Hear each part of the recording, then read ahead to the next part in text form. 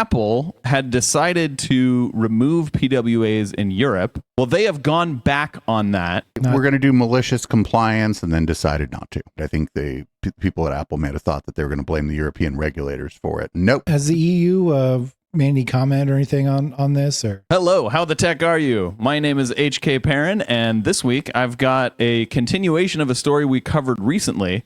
Apple had decided to remove PWAs in Europe, I assume as a punishment for Europe's Digital Markets Act. Well, they have gone back on that. It was only February that they announced that iOS 17.4 would remove support for progressive web apps. Progressive web apps are basically websites that look and act like a native app, but Apple doesn't have control over whether you can install them. The EU's Digital Markets Act forces Apple to allow alternative app stores on iOS. It's my opinion, I don't know that this is the case, that Apple was going to fight back against this law by removing support for PWAs. They did announce that PWAs weren't going to be supported anymore, so that's why I think they did it. One note is that Apple will only allow Safari to install PWAs, so no Gecko or Blink-powered PWAs on iOS, only WebKit.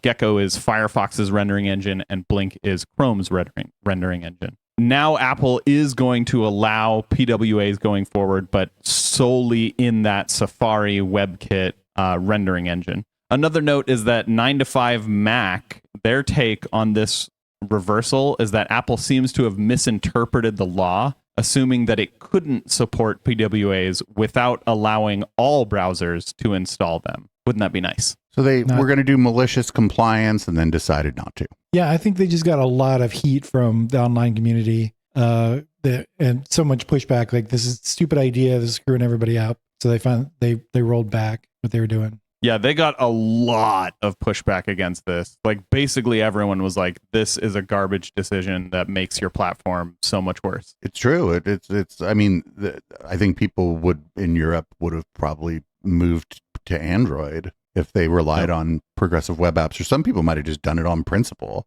You mentioned in the last episode, my app is a progressive web app. So, I would have been personally affected by this. Crazy town. Apple's lock-in stuff, some of it benefits the users, but some of it is just dumb. And this one's just dumb. Yeah, I don't even know why they're so against this. I understand the concept of they don't have control because it's installed through a website instead. But most people don't know how to do that. Like, you have to specifically go out of your way to learn how to do that.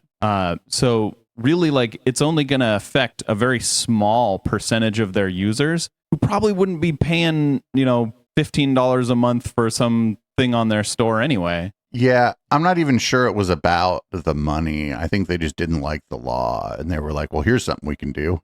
And then they thought people were going to blame them. I think they miscalculated. I think people at Apple may have thought that they were going to blame the European regulators for it. Nope, people blamed Apple because that's who was at fault, actually, because people are not stupid, or not that stupid. Yeah. Most of the time.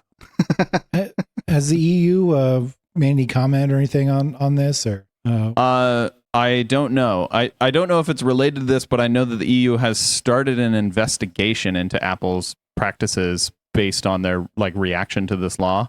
So I don't know if this was part of it, specifically the PWA part, but it definitely could have been. It's very anti-competitive. Everything Apple does is very anti-competitive, which is actually, it causes people to flee for the competition, which is funny. Not enough, unfortunately. Well, we'll keep an eye on that, or maybe nothing. Maybe we won't. Who knows? That has been How the Tech Are You? This is our weekly show we put out in segments on YouTube, and we also put it out as a podcast, which you can find at echoplexmedia.com, along with all our other podcasts. You can also support us at patreon.com/echoplex and eplex.store. Remember to like and subscribe, and another video for you will be right up on the screen right here. Have a great tech and week.